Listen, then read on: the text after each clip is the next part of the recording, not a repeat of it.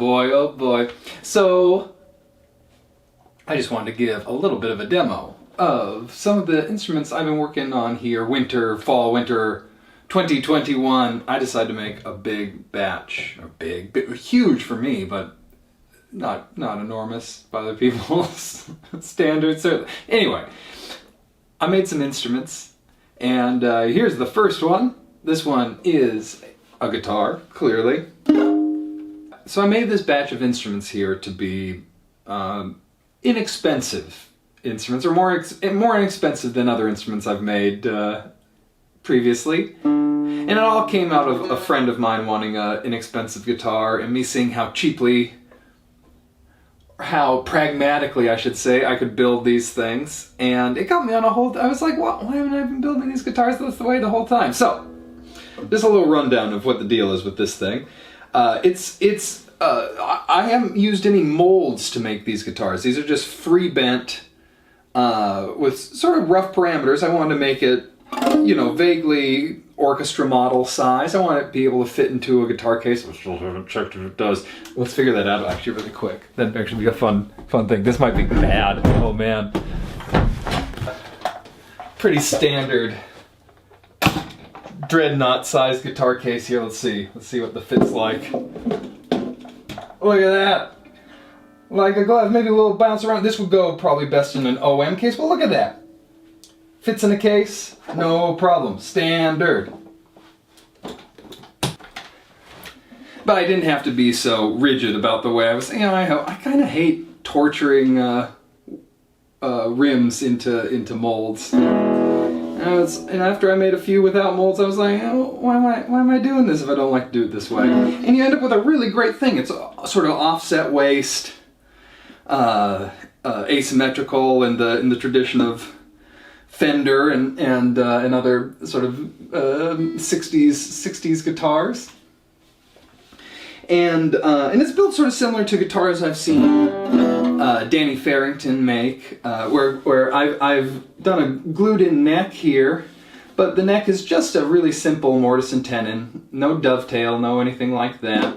There's no truss rod in the traditional, or adjustable truss rod, I should say, in the traditional sense in these, but rather just a carbon rod as stabilization, which is another thing that I gotta say, I kind of prefer.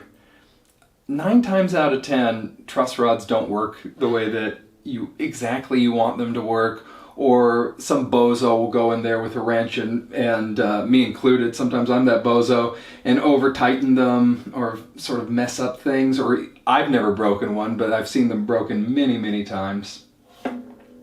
So I was like, just make it right the first time, make it as stiff as we can. This whole guitar is made out of oak, some reclaimed oak I got from a cabinet store that was my brother-in-law found.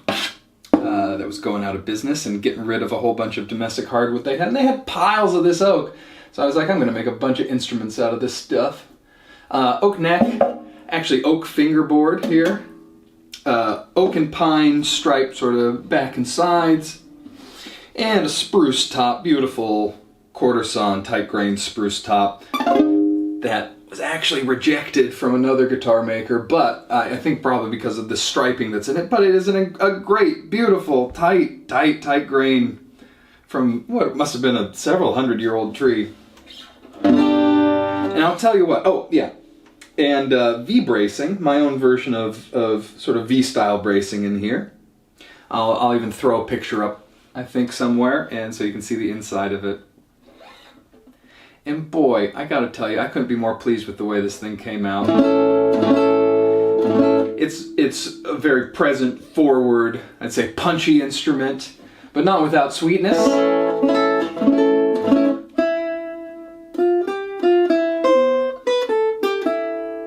And it's just, it's in that no man's land between an arch top and a flat top guitar, where it's got all this warmth, all this low end presence, but it still has that great projection and all that mid-range strength, and the balance, I think, in the upper end.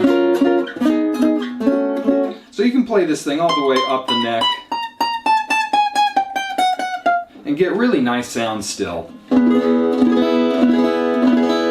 Everything sounds in tune, pleasant. I always love strings behind the bridge. I have these ones with a mute, but you can, if you want to get really weird with it, you can take this mute off, which matches the red motif of the things going on. Little red side dots, red rosette here.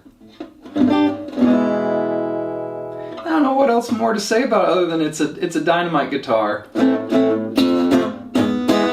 And it could be yours, of course. If you just contact me, go to my Reverb shop. I'm actually going to be showing it a few places here around town. And I'm sure this one's going to be running out the door this holiday season.